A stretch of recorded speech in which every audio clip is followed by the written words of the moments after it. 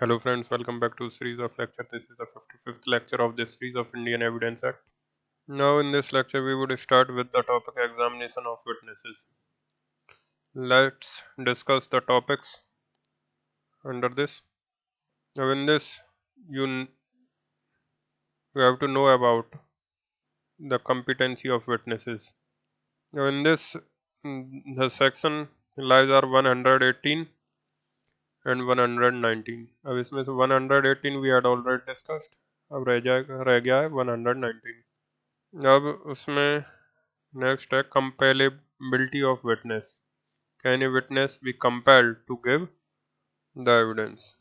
Can a witness be compelled to give the evidence? That is in 132, section 132. That is also we have to discuss.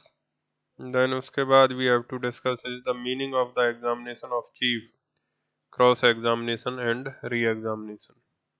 Then we have to see the meaning of the leading questions. And can the leading question be asked? Then we have to see the contradiction of a witness, contradiction on the basis of the previous statement. The contradiction 145 में आएगा, leading question 141 and all. Then after that this topic we will see the cross examination. Cross examination में आपका section 146 से लेकर 153 तक जाएगा. तो इसमें cross examination, proper question, improper question, all that we cover.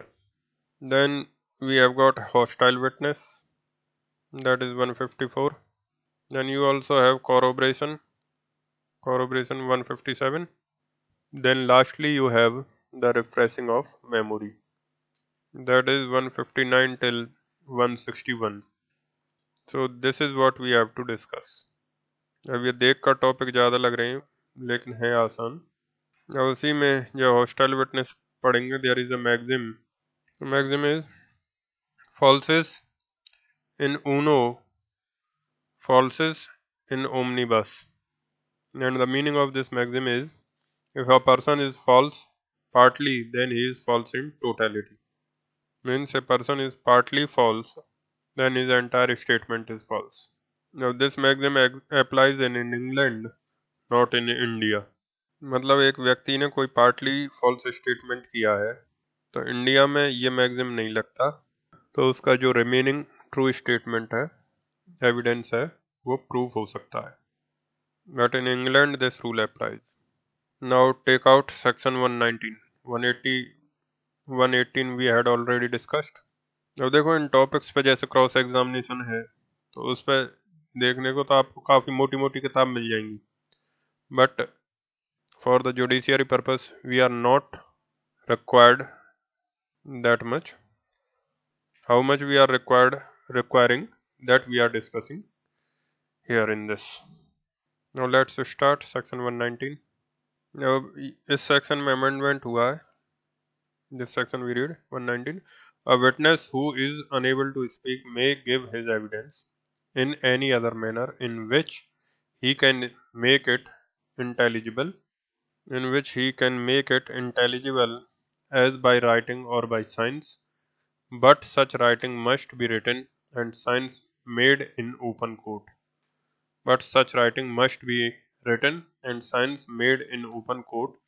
Evidence so given shall be deemed to be oral evidence. अब पहला जो सेक्शन था विदाउट अमेंडमेंट, वो ये था, if a witness is a dumb witness. Dumb witness means a person who cannot speak. In that case, he gives an oral evidence. He stands in the court, but he cannot speak. So how will he give the evidence? So he will make gestures, or if he can write, then he will write in the court, so that the written document he writes into the court, or the gestures he make into the court. So that is how he can give his evidence, and that evidence will be considered to be an oral evidence. तो court में अगर लिख कर भी देगा, that will be considered to be an oral evidence. And the only requirement is that such witness will have to come to the court. ऐसा नहीं है कि घर पर बैठकर लिख कर दे दिया कोर्ट में. अब suppose a dumb witness, he writes whatever he wants to say. उसने घर पर बैठकर लिख दिया and that is sent to the court. So that is not oral evidence. Oral evidence के लिए he should come to the court, and in the court he should write, and in the court he should make the gestures. Then only it should be considered to be an oral evidence. वही लिखा है last में, evidence so given shall be deemed to be an oral evidence. ये भी लिखा है, but such writing must be written and the signs made in open court. मतलब जो लिखोगे आप या जेस्चर्स करोगे वो भी आप कोर्ट में आकर करोगे. तो अगर पहले से लिखकर आप लाकर कोर्ट में पकड़ा दो, that will not fall under section 119. So after amendment, this one more paragraph is added in this section. Provided that if the witness is unable to communicate verbally, the court shall take the assistance of an interpreter or a special educator in recording the statement, and such statement shall be videographed. So just to make it more comfortable, they are saying that if the witness cannot communicate verbally because he is a dumb witness. अब exam में आप dumb witness word use मत करना, that is not the good word to speak. Right, it is written a witness who is unable to speak. तो dumb witness तो समझाने के लिए बोल रहा हूँ. You will say the witness unable to speak. So in that case, if witness is not able to communicate verbally, then he will be there in the court and the videography of his gestures. जो आपको dying declaration पढ़ाया था वहाँ पर भी तो यही बोला था. When you are making gestures, there also the videography should be done. So there should not be any kind of complication or confusion regarding the gestures. So that stage you do the videography, and there should be an interpreter. Now suppose he is speaking in sign language. The witness who is unable to speak is speaking in sign language. So the normal person like us cannot understand it until unless we are expert in that language and we know we have a special training. So there should be an expert for that to understand the sign language, and he will understand that and he will convert that into writing. Plus there should be videography also. So that is about dumb witnesses or witnesses who is unable to speak or communicate verbally. अब ये ध्यान रखना, ये अक्सर पूछते हैं आपसे कि डम विटनेस जो कोर्ट में आकर लिख कर देगा उसको डॉक्यूमेंट्री एविडेंस बोलोगे या ओरल एविडेंस बोलोगे. The answer is it will be called oral evidence. अगर पहले से लिख कर लाता है तो उसको तो हम एडमिट ही नहीं करेंगे. Neither orally not documentary, it will not be allowed. So he stand in the court and there he write. He comes to the court and there he write. Even if it is in writing, that will be considered to be oral evidence. Now you shift over to section 132. Section 132 is related to, can a witness be compelled to give evidence? Now section 132 ना भी पढ़ो तो answer बता देता हूँ. Yes, when a witness is compelled to be give evidence, if a witness appears into the court, he can be compelled to give the evidence. If the evidence is such that it is self-incriminating, means what you are asking that is going against him only, still he can be compelled to give the evidence. But then the proviso which says that the self-incriminating statement which the witness has made, that cannot be used in order to prosecute him. So very clearly they are writing. Read it. A witness shall not be excused. A witness shall not be excused from answering any question as to any matter relevant to the matter in issue in any suit or in any civil or criminal proceeding.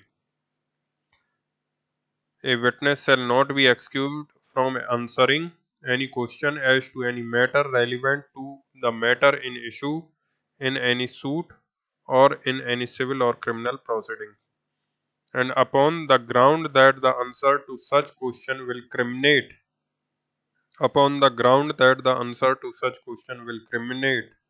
or may tend directly or indirectly to criminate such witness, or that it will expose or tend directly or indirectly to expose such witness to a penalty or forfeiture of any kind.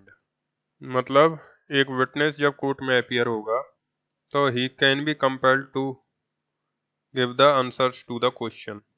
He cannot deny, even if the answers will go against the witness himself and may criminate him in some criminal matter.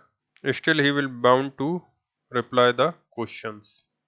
Still he will bound to reply the questions. अब मान लो there has been a murder. He has been killed. अब on the spot, B was present. B was a witness. Now when in the trial court, B appears as a star witness because he saw X killing A.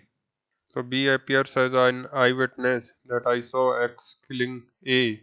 Now in the trial, now this witness B is asked one question, that what did you see? So he tell very happily that I saw X coming into the room and I saw him taking a knife. Then I saw him stabbing A. I saw him stabbing A several times on his chest, abdominal, etc. Then the next question is, what was the time? Then he says that it was 2 a.m. approximately. Very happily he says that approximately 2 a.m. Now next question came that you are the inmate of that house. Then he says no, I am not staying in that house. Then next question came that what were you doing in that room in the night 2 a.m. Now he says कि मैं नहीं बताऊंगा. He says that I will not tell you. Now here he can be compelled to give the evidence. और अगर compel करने के बाद भी आंसर नहीं देता तो उसके खिलाफ एक्शन हो जाएगा. तो he can be compelled to give the evidence. मान लो इसने बताया कि जज साहब मैं तो वहाँ चोरी करने गया था. I had gone there to commit theft in the house and there I saw this incident happening. अब this is an admission that I had gone there to commit theft, but that will be fall relevant under section 21. That will be fall under section 21. There it is relevant. Against whom? Against the thief. Of tomorrow, suppose there is a prosecution against the thief for attempt to theft or theft, then can this admission be used against him? The answer is no. Answer is no, because the proviso makes it clear. Proviso पढ़ो. Provided that no such answer which a witness shall be compelled to give shall subject him to any arrest or prosecution or be proved against him in any criminal proceeding except a prosecution for giving false evidence by such answer. अगर court में उसने झूठा बयान दिया तो उस पर तो मुकदमा चल सकता है, उसके लिए तो मुकदमा चल सकता है, लेकिन उस ऑफेंस के लिए जिसको उसने एडमिट किया है, अगर ट्रायल होता है तो वहाँ पर वो एडमिशन यूज नहीं किया जाएगा. So this was clear to you that a witness can be compelled to give the answers to the questions.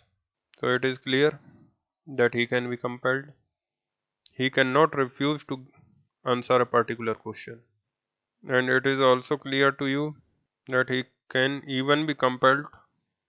He can be compelled even the answer to the question is self-incriminating against the witness. So I think that is clear in the first paragraph. So even if it goes against the witness himself, he is bound to give the answers. And if he says that I will not, then the court can compel him to give the answers. अब compel मतलब क्या? उसका गला पकड़ कर थोड़ी बुलवा लेंगे. इसका मतलब है कि आपको बताना पड़ेगा. अगर आप नहीं बताते हो तो आपके खिलाफ आईपीसी में प्रोसीडिंग्स हो सकता है. अब द क्वेश्चन इज कि मान लो उसने सेल्फ इंक्रिमिनेटिंग एविडेंस दे भी दिया, then can that self-incriminating evidence be used against him in some prosecution regarding some offense?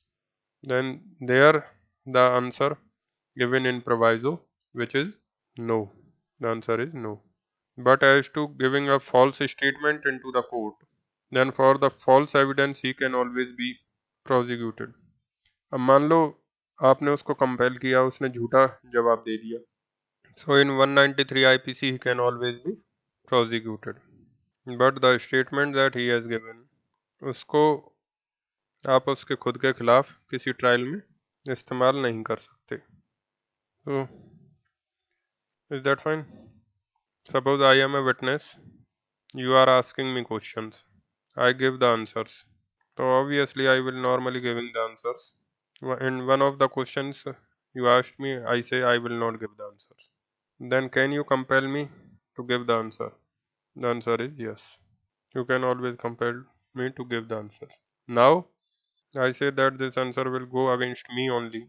Not in this case. Not in this case. But for some independent offense, this answer will go against me, and therefore you cannot compel me to give self-incriminating evidence. Article 20 clause 3 से relate मत करना इसको, उसको अभी relate मत करना. So you cannot compel me to give self-incriminating evidence. 132 says that you can be compelled. So I can be compelled even if that is self-incriminating evidence, even if it is self-incriminatory. Can that statement be used against me? Answer is no. अब 20 clause 3 पर भी आएंगे हम, but the answer is no, that statement cannot be used against me. But मेरा अब यहाँ पर आपसे सवाल है कि मान लो कोर्ट में मेरा एग्जामिनेशन हो रहा था और आपने मुझसे पूछा, वही चोरी वाला एग्जाम्पल ले लेते हैं, आपने मुझसे पूछा कि तुम वहाँ पर रात में क्या कर रहे थे, तो मैंने हंसते हुए बताया कि एक्चुअली आपको बताऊं सच सच कि मैं भी चोरी करने गया था. मैंने अपनी मर्जी से बता दिया कि मैं भी चोरी करने गया था. अब क्या ये स्टेटमेंट मेरे खिलाफ किसी ऑफेंस में, क्या ये स्टेटमेंट मेरे खिलाफ किसी ऑफेंस में आप इस्तेमाल कर सकते हो? अब देखो, प्रोवाइजो तब लगेगा when the witness was compelled. अब here I gave the statement voluntarily.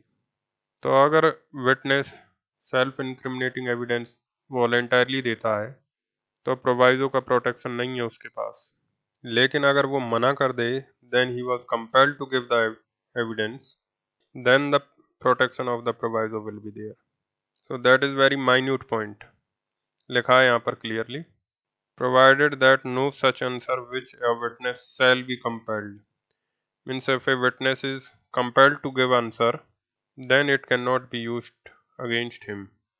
But if he is not compelled, he gave the answers voluntarily, then the proviso will not apply. अब देखो, if a witness is not on oath, that could be understood.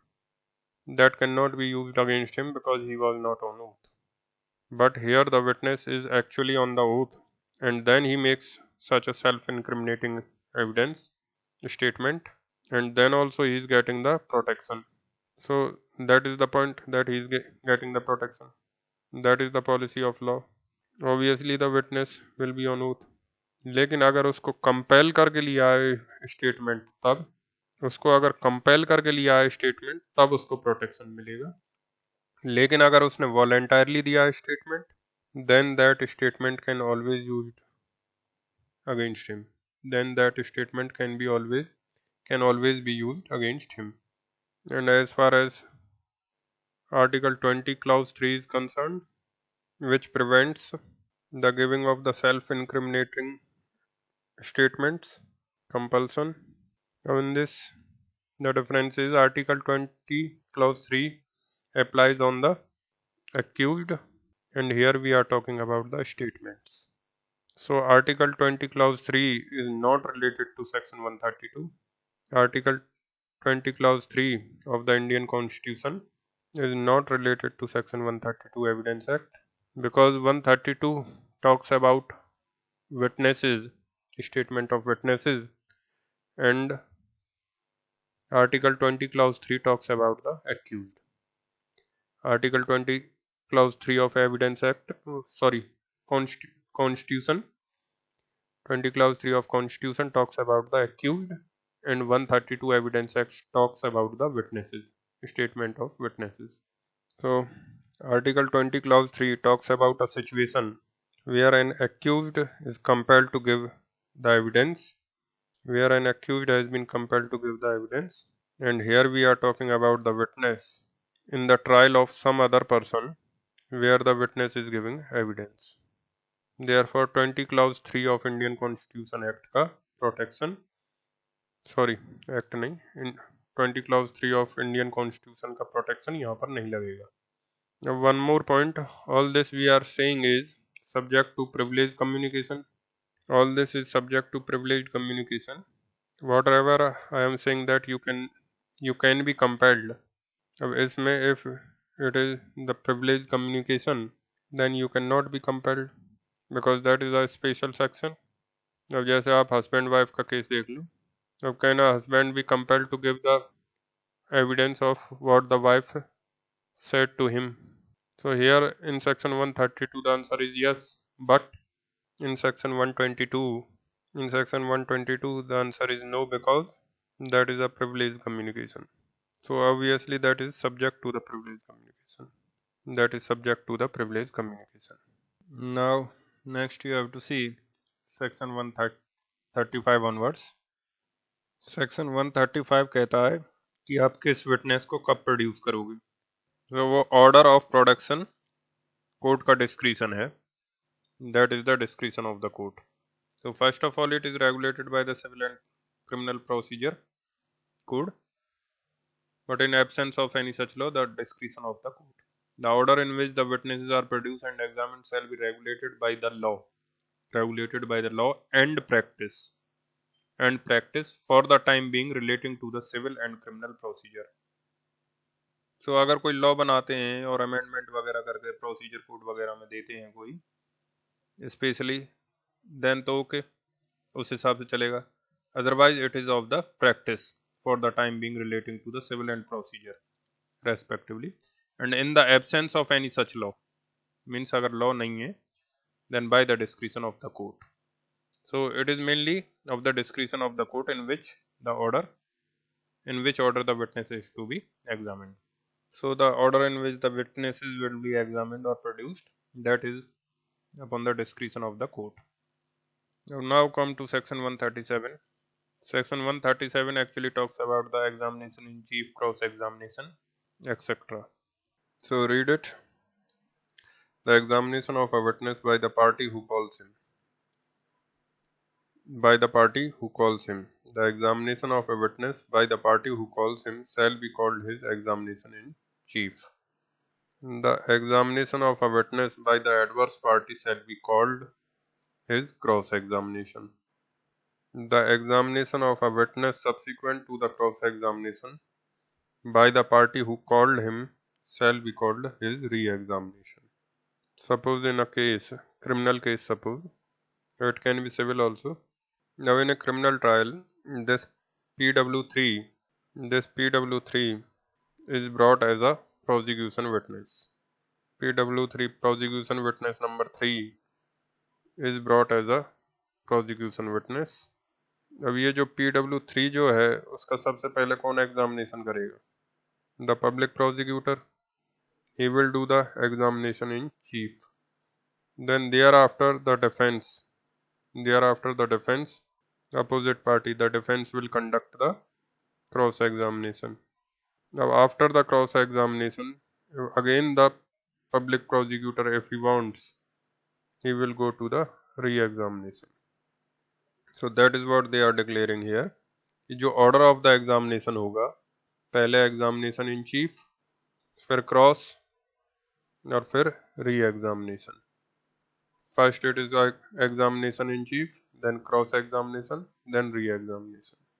अब ये जरूरी नहीं है कि हर case में cross examination हो ही, तो ये तो पार्टी का डिस्क्रिशन है कि party may want to cross examine और the party may not want to cross examine. And similarly, it is not necessary that in every case there should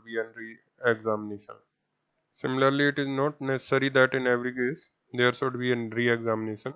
Because after the cross-examination, if the public prosecutor does not want to re-examine, then there is no re-examination. Similarly, suppose there is defense witness DW2, witness number 2, DW2. अब इसका examination in chief कौन करेगा? The defense will do the examination in chief because he has brought the witness. अब cross कौन करेगा? The prosecution will do the cross, and then re-examination will be done by whom? by the defense. So that is the order of the examination. Order of the examination of a witness. First is examination in chief, then cross, then re-examination. And there is not necessary that always there will be a cross examination or re-examination, but in every case examination in chief is the must. Now in the civil matters you must be aware that in civil suits examination in chief court के अंदर नहीं होता।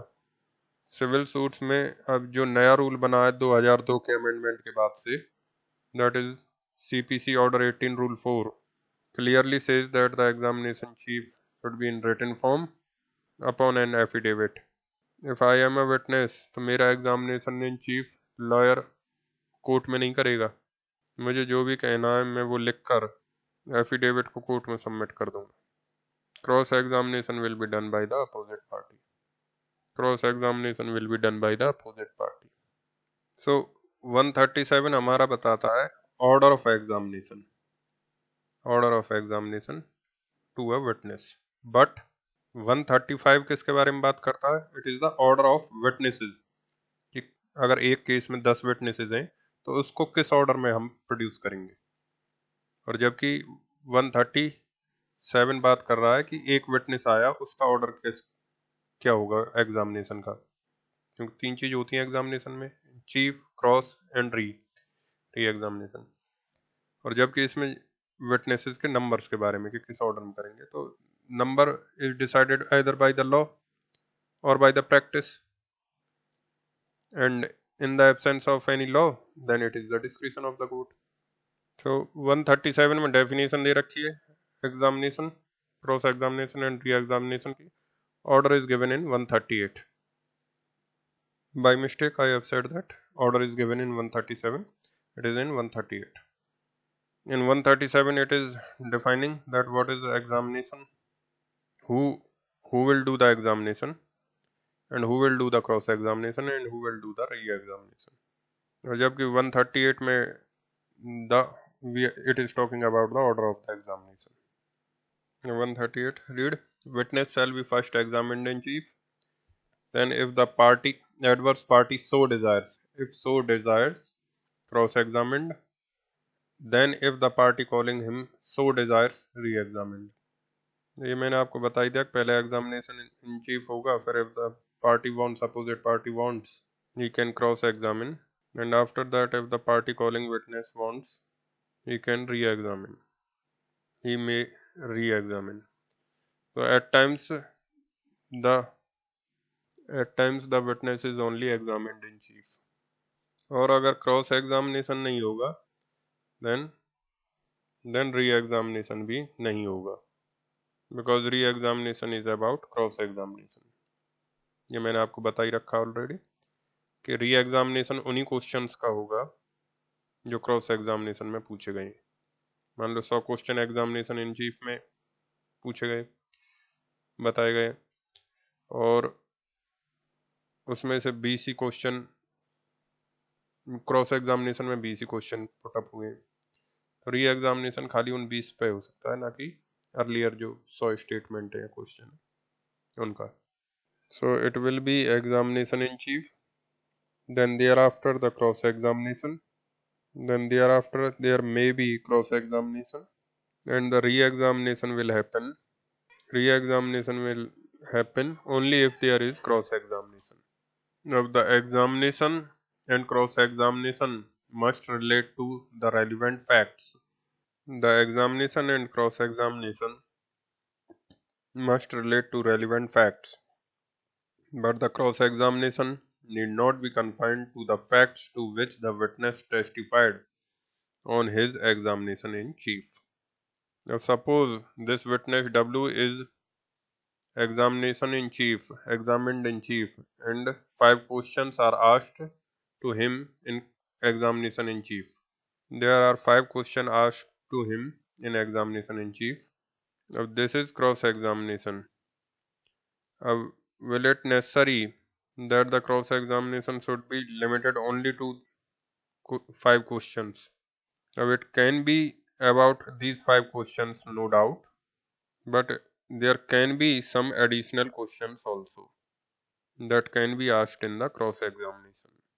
But in any case, be it in examination in chief or be it in cross examination, the question that you are asking, they should be on relevant fact. The question you are asking, they should be on relevant fact only. So that is quite logical कि party कभी भी irrelevant facts पे सवाल नहीं पूछ सकते, वो सिर्फ कोर्ट पूछ सकता है 165 में. Parties cannot ask questions on irrelevant fact. It is only the court which can ask. It is only the court which can ask the questions on the irrelevant fact. Because the point that comes out is whatever the questions in that is in the examination in chief, in cross examination, those questions you can be cross examined, and the opposite party can also ask some additional questions which are related to some other facts, but those facts also has to be relevant facts. Now आगे, the re-examination shall be directed to the explanation of matters referred to in cross-examination. The re-examination shall be directed to the explanation of matters referred to in cross-examination, and if new matter is by permission of the court introduced in re-examination, the adverse party may further cross-examine. Upon that matter. So what they are saying is that मान लो ये cross हो गया, अब इसमें और cross examination में इन 5 सवाल पर क्वेश्चन पूछा और 4 सवाल और एक्स्ट्रा पूछ लिए रेलिवेंट फैक्ट्स, तो टोटल 9 क्वेश्चंस हो गए. अब री एग्जामिनेशन कौन करेगा? The party who has called the witness. What they are saying is that in re-examination, your question should be directed only to those 9 questions which are asked in the cross. So you cannot ask any question on any fact. मतलब जितने questions cross examination में पूछे गए थे उन्हीं के basis पर उन्हीं के लिए आप री एग्जामिनेशन करोगे. But they are also saying that with the permission of the court, some new questions can be asked. तो री एग्जामिनेशन में जो क्रॉस में 9 क्वेश्चन पूछे गए थे उससे रिलेटेड पूछ सकते हो, उसके बियॉन्ड नहीं जा सकते, बट कोर्ट की परमिशन से आप कुछ एडिशनल क्वेश्चंस पूछ सकते हो. क्योंकि अब री एग्जामिनेशन में अगर इन क्वेश्चन से ज़्यादा क्वेश्चंस आपने कुछ पूछ लिया, एडिशनल क्वेश्चन पूछ लिया, तो इस पार्टी को क्रॉस एग्जामिनेशन करने का राइट मिलेगा कि नहीं? Answer is yes. Means in cross examination you can ask the questions related to examination in chief, and you can also ask other questions also, but they should be on relevant fact. And in the re-examination, the questions should be limited only to the questions which were asked in the cross examination. But with the permission of the court, you can ask some other questions also. But if you do ask some other questions, then the opposite party will get the right to cross-examine. अब opposite party will get the right to cross-examine of what? मान लो ये examination chief है, cross examination. अब जरूरी नहीं है examination chief छोटा है, क्रॉस एग्जामिनेशन में ज़्यादा क्वेश्चन पूछे जा सकते हैं. ऐसा भी हो सकता है एग्जामिनेशन इन चीफ में ज़्यादा क्वेश्चन पूछे गए हों, क्रॉस एग्जामिनेशन में कुछ ही क्वेश्चन पूछे गए हों. But re examination will always upon the questions which are asked in the cross examination.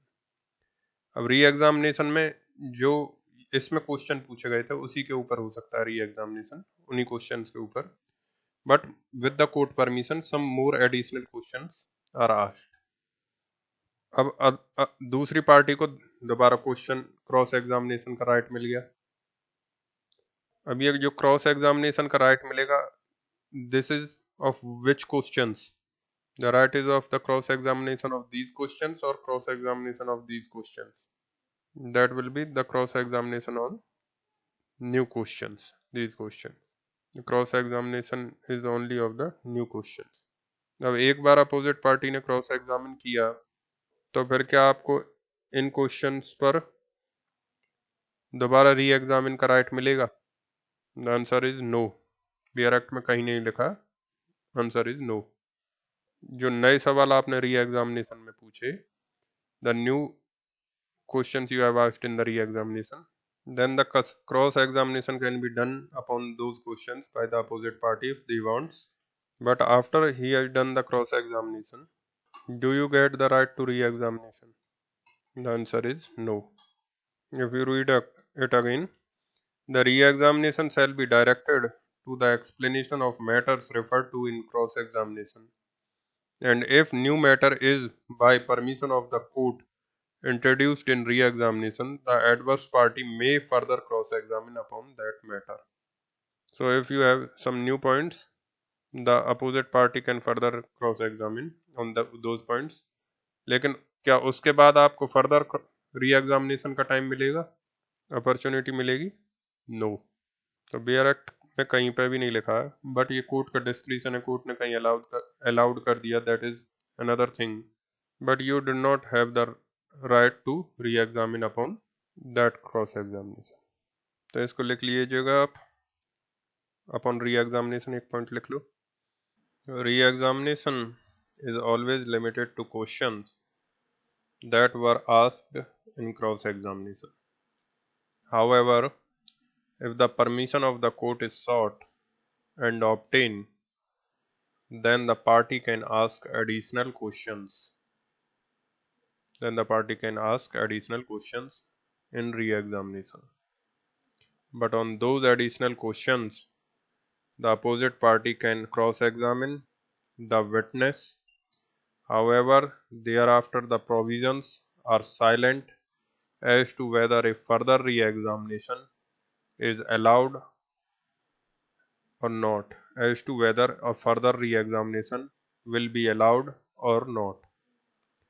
General rule is it will not.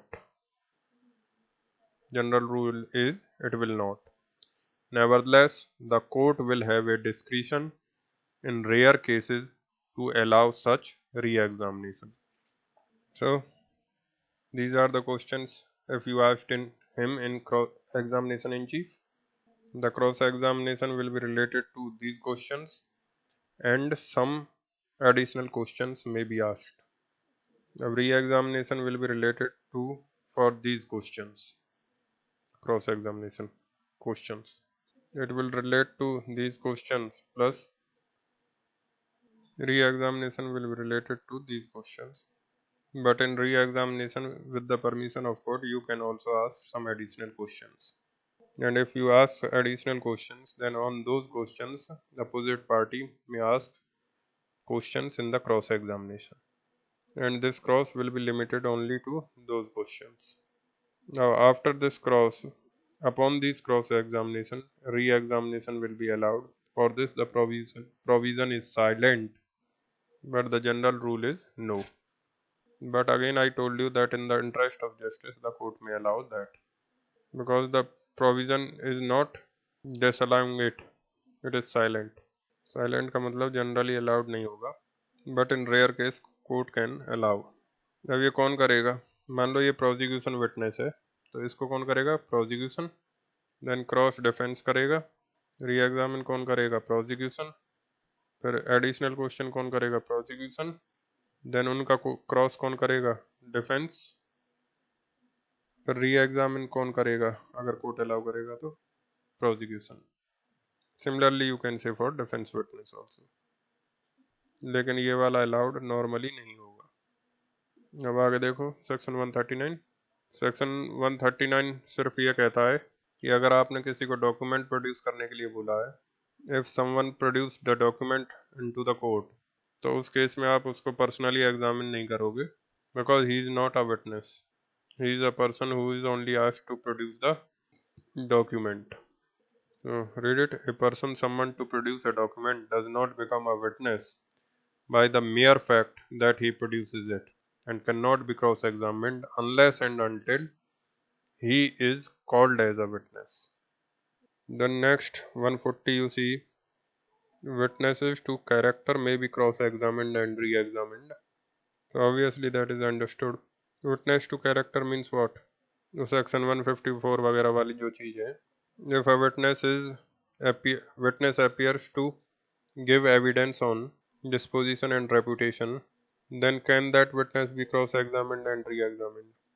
Obviously that witness can be, because the witness who appears into the court to give the evidence on your character, reputation and disposition, then can he be cross examined? Obviously अगर यहाँ पे नहीं लिखते, then also he can be cross examined and re examined. Now next, leading questions. Any question suggesting the answer which the person pulling it wishes, or it is putting. Any question suggesting the answer which the person putting it wishes or expects to receive is called a leading question. So they are defining leading questions. Any question suggesting the answer which the person putting it wishes or expects to receive is called a leading question. Now suppose there is a murder case. Suppose there is a murder case. A is charged of murder B, and there is a witness W. Now this W appears into the court. W appears into the court and he is being examined in chief. अब W से एक सवाल पूछा गया, that who are you? Now he said that I am a student. I am studying somewhere. He says. Now the question asked, what did you see? Then he answered that at so and so place I saw that A was shooting at B. So these kind of questions are not leading questions. They are not leading questions. Now suppose the next question is that were you standing at 50 meters distance from A? अब आप उससे पूछते कि where were you standing, अब ये ना पूछकर आप उससे पूछ रहे हो were you standing at a distance of 50 meters from A, then that is a leading question. Was A wearing blue color shirt? That is a leading question. आपको पूछना चाहिए था what dress A was wearing, or what was the color of the shirt he was wearing the shirt. लेकिन आपने पूछा was A wearing a blue shirt or green shirt. Similarly आपको पूछना चाहिए how many bullets A fired upon B. Rather you are asking whether he has fired 2 blood shots. तो जब आप सवाल में आंसर बता रहे हो, so when you are asking questions and in questions in itself you are suggesting the answers, then that will become a leading question. Similarly तुम किस चीज की पढ़ाई कर रहे हो, that is not a leading question. Similarly क्या तुम X कॉलेज से लॉ कर रहे हो, that is a leading question. तो कई बार क्या होता है, ये जो लॉयर्स हैं अब वो अपने विटनेसेस को, क्योंकि उनके विटनेसेस इतने ट्रेंड नहीं होते, उनको लीडिंग क्वेश्चन पूछते हैं ताकि वो उनको उसी में वो अपना जवाब दे सकें. If such leading question will not be outrightly prohibited, the opposite party can always raise the objection upon that, and if the court disallowed, then the leading question cannot be allowed to answer. So leading questions outrightly prohibited तो नहीं है, but opposite party always can raise objection upon those questions, and if the court disallows those leading questions, then the leading questions cannot be allowed to be answered. For example इसको देखो आप 142 में, leading questions must not, if objected by whom, the opposite party. Leading questions must not, if objected to by the adverse party, be asked in a examination in chief or in a re-examination except with the permission of the court. अब मान लो I am conducting the examination chief of a witness. I am conducting the examination in chief, and in that process I asked him some leading questions. अब I am allowed to ask the leading question. But if the opposite party objects and the court sustains that objection, first if the opposite party object and the court sustains that objection, court says that objection sustained, then I will not be allowed to ask leading question. लेकिन मान लो अगर opposite party ने object किया और court ने objection को overrule कर दिया, मीन्स व्हाट, कोर्ट ने मेरा लीडिंग क्वेश्चन अलाउ कर दिया. अब कुछ क्वेश्चंस तो ऐसे होंगे जो very formal type of questions होंगे, जैसे in the list the name of the witness is given, so you ask upon the question upon his name, जैसे क्या तुम्हारा नाम श्याम है, आर यू श्याम, तो वो लीडिंग क्वेश्चन तो हो गया, बट नाम तो ऑलरेडी ऑन रिकॉर्ड है. So such type of questions court will not disallow. So any question which is in the leading form but which is otherwise known to the party, then that will not be disallowed by the court. But बिल्कुल नया question अगर कोई है जिसका facts parties को known नहीं है, वहाँ पे द कोर्ट में disallow the leading questions. Mind you we are talking about examination in chief and re examination. Cross examination में leading questions are allowed. Cross examination में लीडिंग क्वेश्चंस आर अलाउड और cross examination में आप कोई objection भी नहीं उठा सकते. लीडिंग क्वेश्चन में पर से अलाउड. तो आगे पढ़ो आप. The court shall permit leading questions as to matters which are introductory or undisputed or which have in its opinion been already sufficiently proved. मतलब अगर एक लीडिंग क्वेश्चन ऐसा है जिसका फैक्ट ऑलरेडी प्रूव्ड है या ऑलरेडी नोन है, it is already known to the party, there is no dispute regarding that fact, then that leading question will be allowed. लेकिन अगर एक लीडिंग क्वेश्चन ऐसा है जो कुछ ऐसे फैक्ट पर है जिसके बारे में लोगों को पता नहीं है, no one knows, in that case the court may disallow the leading question in the examination chief or in re-examination. Now suppose you asked the witness that are you a neighbor to the accused. So suppose that fact is on the record or that is a very well known to all.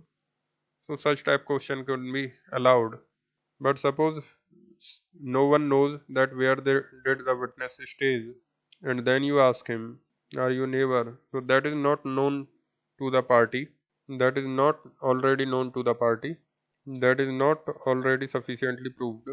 Then that will be a leading question which the court may not allow to be asked. So that's it. Now the next is 143. Leading questions may be asked in cross-examination. So cross-examination में there is no limitation. Cross-examination में आप leading question पूछ लो और उस पर opposite party objection भी raise नहीं कर सकती. So write down upon it. Leading questions are those questions which are asked by a party in such a manner that the answer to that questions also is suggested in the same question. Such questions are allowed in both examination in chief, re-examination or cross-examination. But in examination in chief and re-examination, the opposite party can always raise an objection and the court may disallow such a question. However, the court has the discretion to still allow such questions. The leading questions, which are routine questions, that is, the fact is already proved or known by the parties, the court shall permit such leading questions.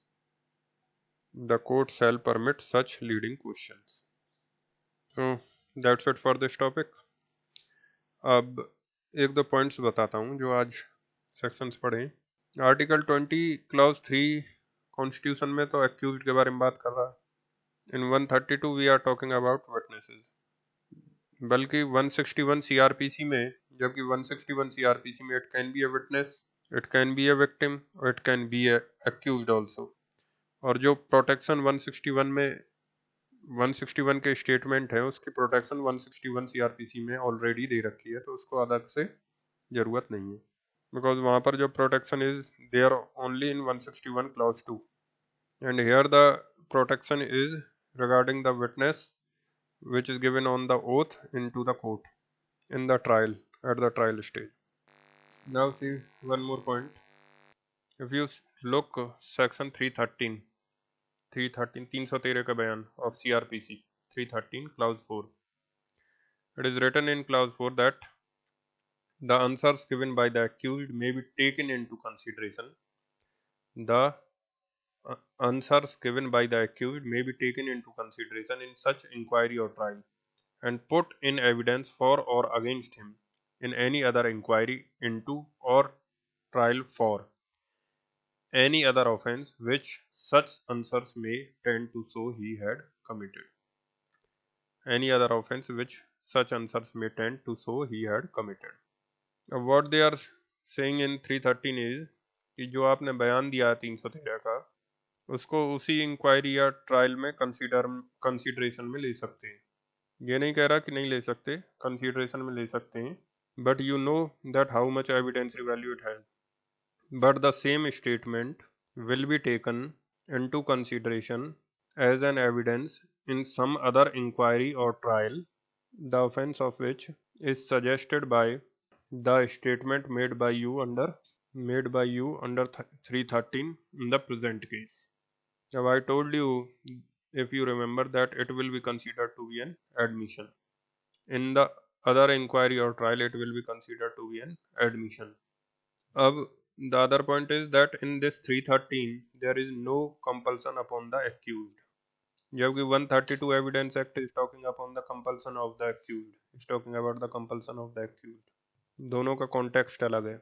313 में oath पे भी नहीं होता, second clause में no oath shall be administered to the accused. 132 में oath पे होता है. And 313 is talking about the accused and 132 is talking about the compulsion on the witness. So 132 में कंपल्सन करके आपने बयान लिया है, तब उसको आप दूसरे केस में इस्तेमाल नहीं कर सकते. लेकिन यहाँ पर अक्यूज ने वॉलेंटरली अपनी मर्जी से कुछ कहा है तो उसको दूसरे केस में इस्तेमाल कर सकते हो. And 313 CRPC is only related to the accused, जबकि 132 is related to the witnesses. Witnesses तो कोई भी हो सकता है. एंड 313 में इट इज विदाउट ओथ, 132 में it is on oath. So that's it for this lecture. Thank you.